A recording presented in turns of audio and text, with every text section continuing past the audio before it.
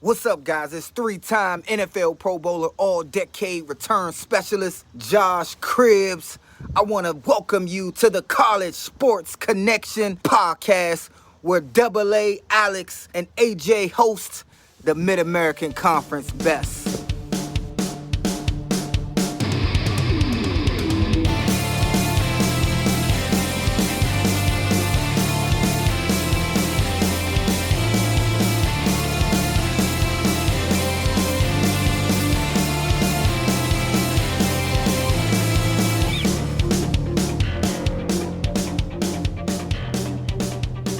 All right, everybody, welcome back to the CSC podcast, all Maction, all the time. I'm your host, Alex the Captain. Joining me, as always, it's AJ the Guru. What's going on, everybody?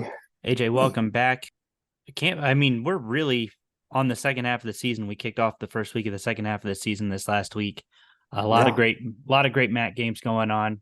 A lot of close scores. I think a big part of that was the weather. Actually, no score minus Miami versus Western Michigan was decided by more than 10 points. No, I take that back. Eastern Michigan, Kent State as well. So, but no score was decided by more than 2 touchdowns. And just what a great slate. But we'll get into that in a second. I was off last week. I know you were attending a Mountain West game, a little bit different than what we do, but go ahead and talk about that for a minute. Yeah, what a game that was. Air Force, Wyoming. Air Force is 6-0 now, ranked 22nd in the country.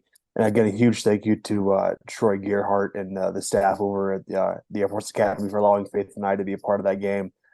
And we'll be doing a little bit more of it here in a couple weeks. Well, good stuff, man. Let's get into the MAC. Let's get into our bread and butter here.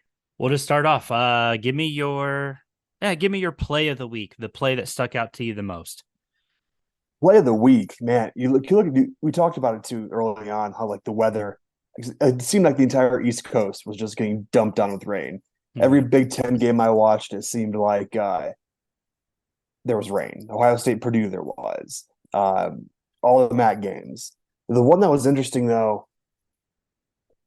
Did you watch any games at all? I've spent since I've been back. I actually went back and I've actually watched almost every game just to try to get caught up for this week. So yeah, I've watched a lot of football.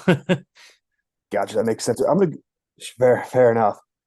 I think Devon Ferguson's interception late in that game for Miami, Ohio. Yeah, I think that's probably one that kind of sealed it for them. I think, and that was an interesting. Excuse me for BG. I was looking at their helmets, and that design looks very similar to the helmet color on TV that it does to Miami, Ohio. Mm-hmm. But BG's Ferguson makes that interception there. I think it really seals it. And that was an interesting game too. We talked about early on in the week. We didn't really know what to expect from either team. Neither team is playing very well. Buffalo is really on the down right now. They're at 2-5. BG's 3-4. Weren't really sure what to expect, but BG putting up 24 points is a little more than I thought they would. Yeah, no, that was. I knew this was going to be a low scoring game, and 24-14. A tough game for both Buffalo and Bowling Green. Buffalo falls to 2-5, but they are still 2-1 in MAC play. Bowling Green finally gets a win in the conference. I mean, that's just one of those games, I think weather plays a lot of factor. Like a lot of the scores this week, I don't put too much stock into purely because of weather. And obviously we'll be able to kind of touch on some of these a little bit. But I mean, that was a huge play. That was a huge one for Bowling Green to really, really kind of set the Falcons up. They can get a chance to rattle off a few more wins. They only need 2 more to become bowl eligible, and they've got a schedule that they can do that. So yeah, I think Bowling Green has a shot at being bowl eligible. My preseason prediction was that they win 7 games. You have to win 3 of your next 5 to do so, and they've got the ability to do so. It'll be interesting to see what they have now that they're past Ohio. Now that they're past Miami, their biggest test remaining, I think, is really Toledo. You kind of look what they have. They have Akron this week, then Ball State, Kent State, Toledo, and Western. So they could easily win 3 of those games. Yeah, so I'm not too worried about them hitting that 7-win mark. But, talking about plays of the game, it was kind of a back-to-back play. So Hayden Wolf, this was the Western Michigan game. I want to say Mhm. this was in the fourth quarter. Western Michigan, Hayden Wolf, he has a 5-yard touchdown run, and then he converts the 2-point to Leroy Thomas to Mhm. kind of put put the Broncos back within a score. And it wasn't a flashy play, but it was a critical play, right? And I think that was what was important. It For me, play of the week, it doesn't necessarily mean flashy, although, we could have talked about the Kent State opening kickoff against Eastern Michigan. We could talk about that being a play of the week, right? But for me, it was the Hayden Wolf touchdown in the fourth quarter. Gave the Broncos a shot at this. Ultimately, Miami put it away with back-to-back field goals with about a minute and 10 seconds apart. But to me, that was kind of a big play. Now that really stands out as my play of the week because it was just so bang bang. It was the 5-yard run and then a quick strike for the 2-point conversion. That's my play of the week. Yeah. Yeah. The 2-point conversions are always fun to watch because it's such a gamble. Like if Mhm. you're a hero if you get it, but you're zero if you don't. You can take the Exactly. 1 point or take the 3. Exactly. And yeah, they're always fun to watch because you don't see them that often. They're kind of like an onside kick. You see the 2-point conversion a little more often, but still not enough to be like consistent with it. Let's move to your helmet sticker. Which player are you giving your helmet sticker to this week? Yeah, I'm going with Brett Gabbert. I mean, he was 20 of 35 for 223, 2 touchdowns, 1 interception. You kind of look across the board. Statistically, passing wise, he may have been the only guy over 200 yards this weekend. If not, yeah, I mean, I think, yeah, Rocky Lombardi was 172. Curtis Rourke was 159. Not a lot of yards through the air this weekend. And so, yeah, I'm going to give it to Blaine Gabbert because it was also good to see Blaine Brett. be himself. Or Brett, I'm sorry. Blaine's in Brett. the NFL. Yeah, that's right. Yeah. It was good to see him kind of back to his old self, if you will. Sure. You look kind of statistically throughout the weekend here. We talked about the weather, but I mean, Ball State Toledo, DeQuan Finn had 166 yards. Kyle Kelly only had 38 through the air. Like there wasn't a whole lot going on. So I mean, Gabbert for me, he gets my helmet sticker. Okay. I mean, I like that pick. Gabbert, played a great game. He looked really sharp to set up the game this week with Toledo. Very impressive play. Man, yeah, like you said, not a lot of yard errors this week. A lot of that coming thanks to the weather. So in doing this research a little bit, this one was a little bit tougher. So I think I'm gonna go ahead and pick. There's nobody like really, you know. Right. I think I'm gonna go ahead and go with God, this is tough. I was really, really impressed with Penny Boone this week on a week Mhm. where you needed the ground game. Penny Boone stuck out. He had 148 yards and he had the game-winning score really for Toledo. To me, that one sticks out more than anything else, just because it was a critical touchdown late in the game in a slug. It was ugly out there in Muncie, slippery, wet, whatever.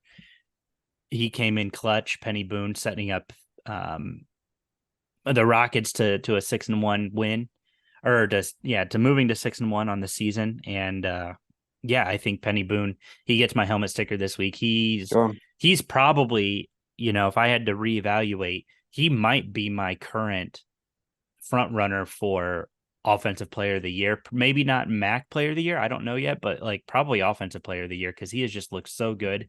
He's finally coming into his own, after transferring from Maryland and kind of getting into shape the way Toledo needed him to. He's looked really good all season long. So got to go Penny Boone. Yeah, absolutely. I mean, I was able to watch bits and pieces of the game, and every time I saw him run, he ran hard. Mm-hmm. And that was a real positive. And I didn't realize either he and DeQuan were high school teammates. Yes.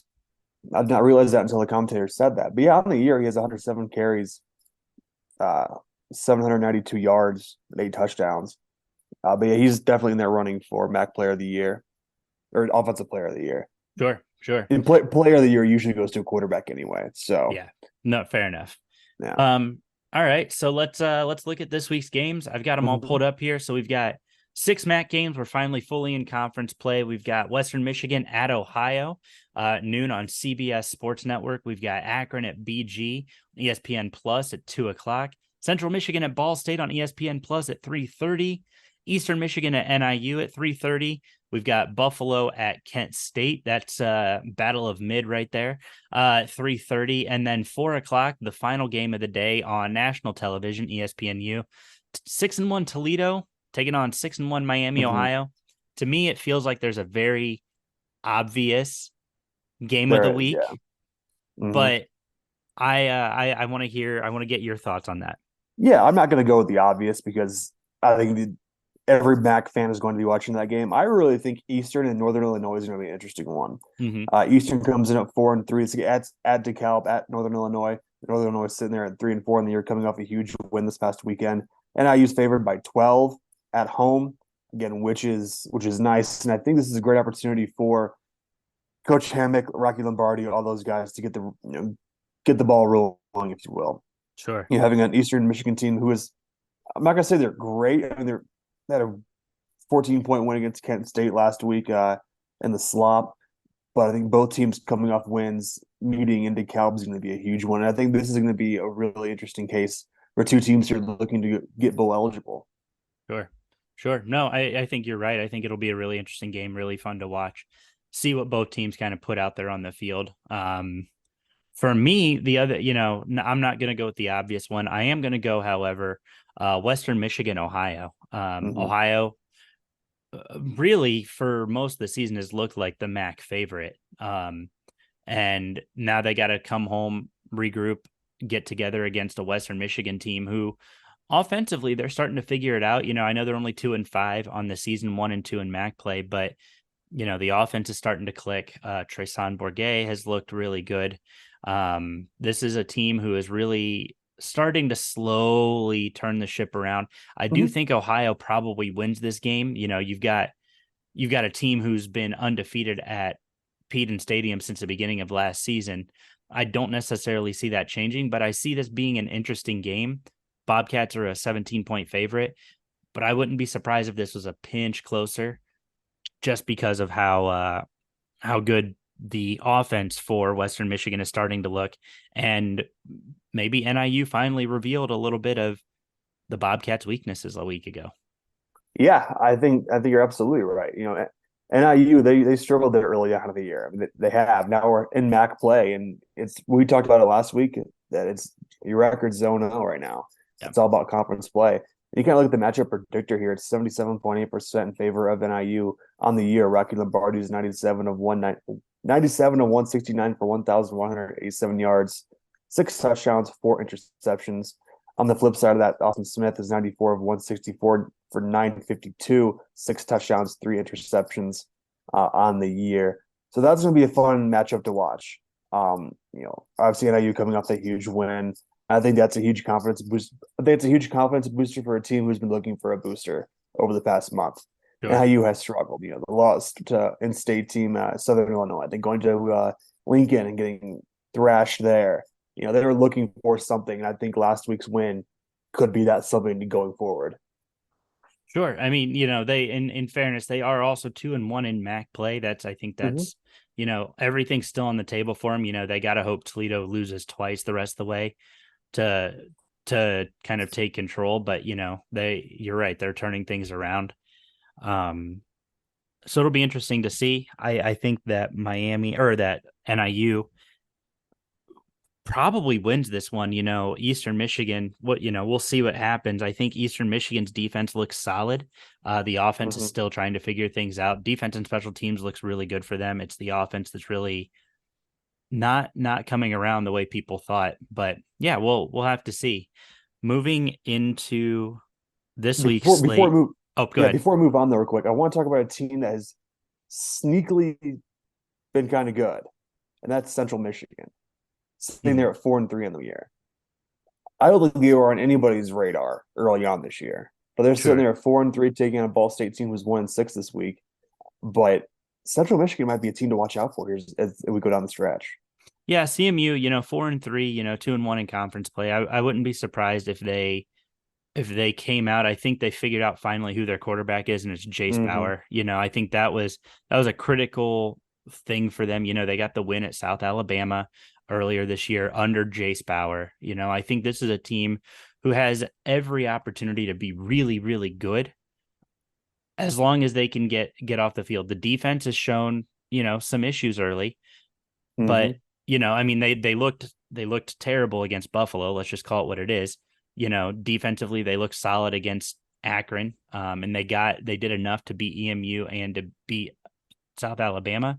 It'll be interesting to see. I'm excited to see what they do. It's I don't think that they're there yet. I think they might finish with bowl eligibility, but we'll have to keep an eye on them and see. I think, win over Ball State obviously sets them up. They only have to win one more in the final 3 after this week. So, we'll take a look and see. It'll be fun watching what they do down the stretch. And they've got a tough stretch. Ball State this week, then NIU, then Western, then Ohio, then Toledo. Mm-hmm. So it'll be a lot of fun to see. Not counting them out of anything quite yet, but not at all. Moving into this week, moving into kind of where I'm going to be this week, doing something a little bit different. It's Toledo at Miami, both 6-1, both 3-3 in conference play. Really, one of them could arguably be ranked after this week, I think, depending on how the game goes, depending on what it looks like. But all that being said, really excited, going to be bringing a live broadcast. Good friend of the program and who's helped me out a little bit this year with travel and whatnot, Graham Giles, going to be doing a live audio broadcast with me down from Yager Stadium. We'll be hosting that over on YouTube. Really looking forward to that. I'm going to try to get AJ in at halftime to kind of do some halftime recap, breakdowns, things like that. So, yeah, I mean, spread the word, tell everybody, go check out our YouTube. It's youtube.com/@the-CSC podcast. It's our first ever true live audio broadcast. We did one back in 2021. It was Toledo's home opener. I want to say that was it was Norfolk State is what that was. I remember that. Yeah. And, picked up a few things from that. Really hard to do a live broadcast solo as we found out. So this time with AJ not being here, I again tagged in Graham to help, and we got a few tricks up our sleeve for the listeners at home. We did a test run this week and got a few things that we're really excited to bring everybody. Cool. I think didn't we try to do it at a MAC championship one year too? We tried to do a halftime breakdown at halftime. the MAC championship. That's what it was. That's right. And sometimes internet at those places not so hot. Yeah, Ford Field's not great. Let's be real here. Yeah. So it's so looking forward to this one. If you're not subscribed to our YouTube, please go subscribe. Trying to get as many ears and eyes on this as possible. It's just going to be audio, no video. So if you want, you can sync it up with the TV broadcast. Listen to us go. Like I said, we're going to try to bring AJ on at halftime. Talk some. I'll talk some MAC football, what's going on around the day.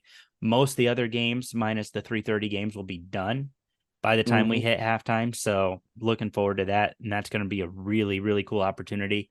Also, the group of 5 guys will be there, friends of the program, and be talking with them during their pregame show. So got a busy day this Saturday. Really looking forward to it. Absolutely. Yeah, you've got that. I'm refereeing high school ball Saturday morning. And then next week I hop on a flight and head back your way. Perfect. So we've got that game, and I'll have a week after that up in Denver. So we've got a couple big fun, actually more fun than anything, I think, what we have coming up here. We cool opportunities. That's what we're all about. Sure. But yeah, I think that's about it, guys. Keep following us over on X now, I guess is what it's called. You can go follow us at College Sport Pod. Check out our Instagram, trying to grow that following a little bit at the CSC podcast. Of course, you can find us on Facebook if you're over the age of 40. You can find us at the CSC podcast, all action all the time. If you haven't left us a review on Spotify, Apple Podcasts, Google Podcasts, please do so. That helps us out, helps us move up the rankings. We've seen some of those numbers climb a little bit, so we really appreciate it. But please keep leaving please leave those reviews. Subscribe so you never miss when a new episode comes out. We wanna continue to bring you the best of the Mid-American Conference, and keep the wheels chugging. AJ, did you have anything else to throw out there before we sign off for the night?